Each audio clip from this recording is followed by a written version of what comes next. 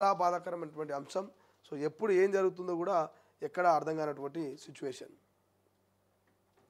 ఇక 5 ఏళ్లలోపు పిల్లలు ఎదుగుదల లోపమట. దేశంలో తెలంగాణ 2వ స్థానంలో ఉన్నట్టు కేంద్రం రిపోర్టు.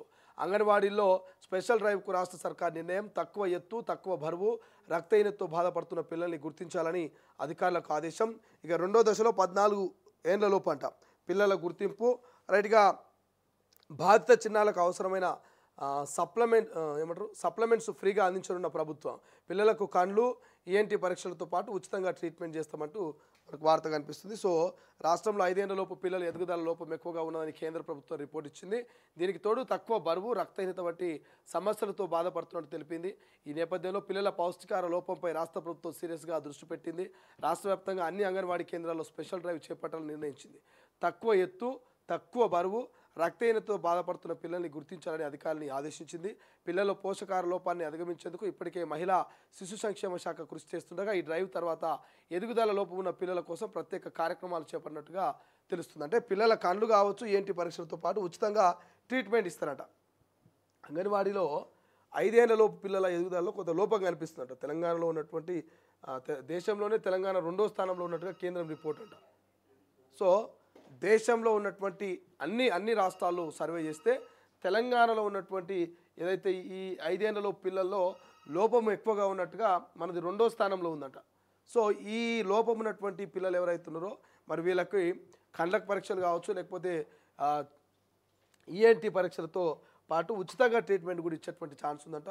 మరి ఈ యొక్క ఎదుగుదల లోపానికి గల కారణాలు ఏంటి? పౌష్టికాహారమా, రక్తహీనతనా, లేకపోతే ఇంకేమైనా మెంటల్గా డిప్రెషన్? అంటే ఇప్పుడు ఈ మధ్య కాలంలో మనం చూస్తున్నాం, అరిచేతిలో ఫోన్ వచ్చినాక అంతా మర్చిపోతున్నారు, పెద్దలైనా చిన్నలైనా.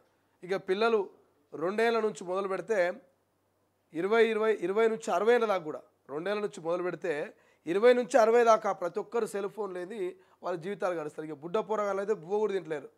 బుడ్డ పోరగాళ్ళు ఈ ఫోన్ లేకపోతే బువ్వ కూడా తింటలేరు. అట్లా మారం చేస్తున్నారు. అంటే ఈ ఫోన్లు చూసి ఆ కంటి మీద రిఫ్లెక్ట్ పడి కూడా కొంతమందికి చిన్న వయసులోనే కళ్ళద్దాలు రావడం, పిల్లలు ఈ ఫోన్ చూస్తూ తినడం వల్ల వాళ్ళు సరిగ్గా నమలకుండానే మింగడం, ఆ మింగడం వల్ల ఆ లోపలికి వెళ్ళినటువంటి ఆ ఫుడ్ డైజెస్ట్ కాకపోవడం, అంటే అరగకపోవడం, వాళ్ళ కడుపంతా ఉబ్బరంగా ఉండడం, కడుపు నొప్పి రావడం, ఇట్లా చాలా సమస్యలు ఉన్నాయి. సో వీటన్నిటికీ మరి చెక్ పెట్టేందుకు దేశంలోనే తెలంగాణ 2వ స్థానంలో ఉన్నటువంటి నేపథ్యంలో మరి కొన్ని ఉచితంగా ట్రీట్మెంట్ చేసి అటువంటి వారిని ఐడెంటిఫై చేసి వారికి మెరుగైనటువంటి వైద్యం అందించేందుకు కేంద్ర రాష్ట్ర ప్రభుత్వాలు ఆలోచన చేస్తున్నట్టు తెలుస్తున్నాయి. సో అంగన్వాడీకి సంబంధించినటువంటి వార్త. సో దయచేసి పిల్లల మీద కొంత పేరెంట్స్ ఫోకస్ పెట్టండి. వాళ్ళు ఏం చేస్తున్నారు, ఎట్లా తింటున్నారు, ఫోన్ చూస్తున్నారా, లేకపోతే వాళ్ళు ఏం చేస్తున్నారు, అంటే ఫిజికల్గా వాళ్ళు ఏమైనా గేమ్స్ ఆడుతున్నారా లేదా.